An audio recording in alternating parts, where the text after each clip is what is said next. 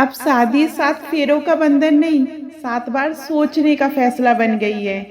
कभी बेटियों की विदाई पर माँ बाप की आंखें नम हुआ करती थीं, लेकिन अब बेटों की बारात विदा करते समय भी माँ बाप की रूह कांपने लगी है। डर इस बात का नहीं कि बेटा नए जीवन की शुरुआत करने जा रहा है, डर इस बात का है कि कहीं वह लौटे ही ना, और अगर लौटे तो कफन में लिपटा हुआ। मुस्कान रस्तोगी द्वारा पति की हत्या कर उसे ड्रम में बंद करना हो, या फिर राजा रघुवंशी का मेघालय की सुनसान वादियों में दर्दनाक अंत। ये घटनाएं सिर्फ हत्या नहीं, ये उस भरोसे की चिंता है जिसे हम शादी का नाम देते हैं। ये रिश्ते या प्रेम या समर्पण के प्रतीक नहीं रहे, बल्कि धोखे और लालच के मैदान बनते जा रहे हैं। अगर आप राजा रघुवंशी की शादी की तस्वीर देखें तो वह बहन के साथ मस्ती कर रहा है, रील बना रहा है, पत्नी को सिंदूर लगा रहा है और हंस रहा है, मुस्कुरा रहा है। उसे देखकर ये सवाल ही नहीं उठता कि उससे अच्छा इंसान कोई होगा। और वही सोनम रघुवंशी के चेहरे को आप देख सकते हैं।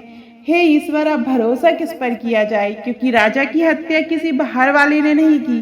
वह कातिल उसी सिंदूर के पीछे छिपा था जिसे समाज प्यार और समर्पण का प्रतीक मानता है। मुस्कान हो या सोनम, इन मामलों में अगर आप इनके प्रेमियों को देखेंगे तो समझ ही नहीं आता कि सचमुच प्यार अंधा होता है।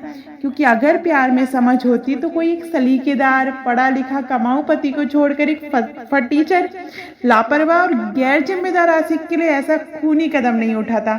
अगर आप दोनों आशिकों को देखेंगे तो आपको समझ में आ जाएगा उनकी शक्ल और उनके पति की शक्ल, उनकी दौलत और उनके पति प्रेमी की दौलत।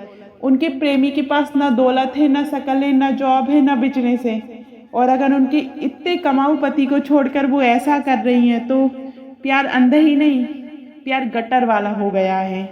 इन मामलों को देखकर अब लगने लगा है प्यार ना सिर्फ अंधा होता है बल्कि बेशर्म, बेहया और बेरहम भी हो सकता है। सवाल उठता है, ऐसी क्या घुट्टी पिलाई जाती है कि पढ़ी लिखी लड़कियां एक सम्मानजनक रिश्ते को त्याग कर एक बेहुदा आकर्षण के पीछे पति की जान ले लेती हैं।